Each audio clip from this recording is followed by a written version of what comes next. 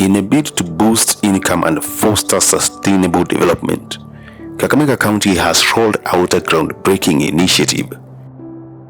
The Ministry of Agriculture has distributed beehives to various community groups across the county. Beekeeping is under livestock, and one thing the president of the county, Fernandez Barraza, has focused on is poverty eradication. If you realize, it is his #2 agenda in his development.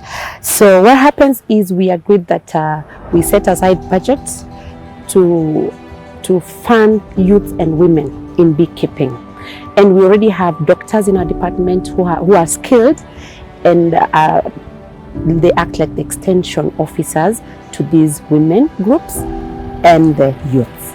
So generally the reason why we have beekeeping mainly is for poverty eradication and women and youth empowerment. Yes. Let's explore how this initiative is making a difference at the grassroots level. Nashukuru sana kwa hii mradi ambayo tumeweza kupatiwa na county government ikiongozwa na governor wetu Fernandez Barraza. Kiangalezi mizinga, they are very smart.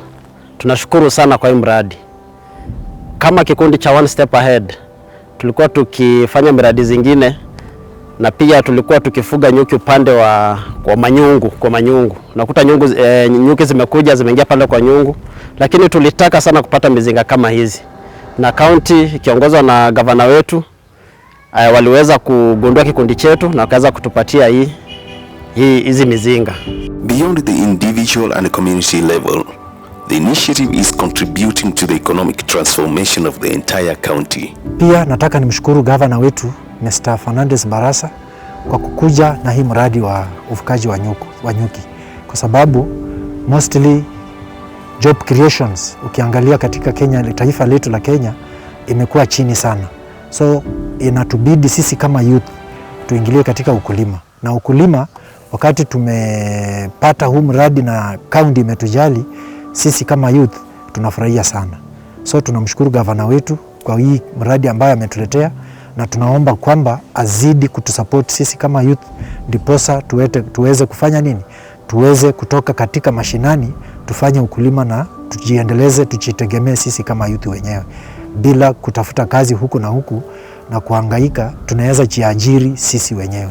Kwa hivyo tunashukuru sana, tuna encourage aendelee kusupport vijana kupitia miradi kama hii ya nyuki na zingine ambazo zinaweza patikana. Upande wa vijana tena na encourage kilimo imekuwa ni biashara. Hapo ndio kuna pesa. Kuliko kukaa idle, inafaa wa engage kwa kilimo kama hii ya nyuki. Sasa kwa wakati huu upande wa chama tunashukuru sana kaunti ya Kakamega government kwa kutuwezesha kupitia kwa Fernandez Barraza kama gavana wetu, kwa kutuelekeza mpaka kwa mama mheshimiwa Gladys Omkongolo kwa kutufikishia huu mradi. Tumepokea na tungeweza kusiti kufuka na tupate manufaa yake zaidi. Pia tutasaidia familia zetu na tutazikuza kiuchumi na hata kwa majirani ambao tuko nao katika kijiji hiki.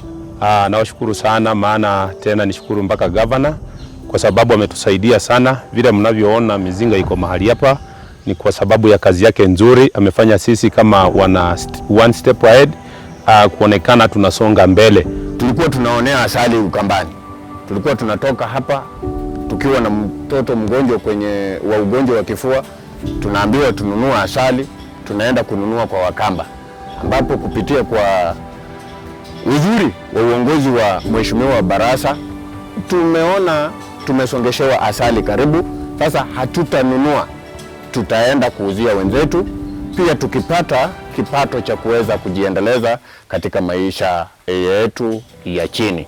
So tunamshukuru sana Mheshimiwa Governor Fernandez Barraza wa kaunti yetu ya Kakamega hii. Asante sana kwa kutuanzishia mambo kama hii.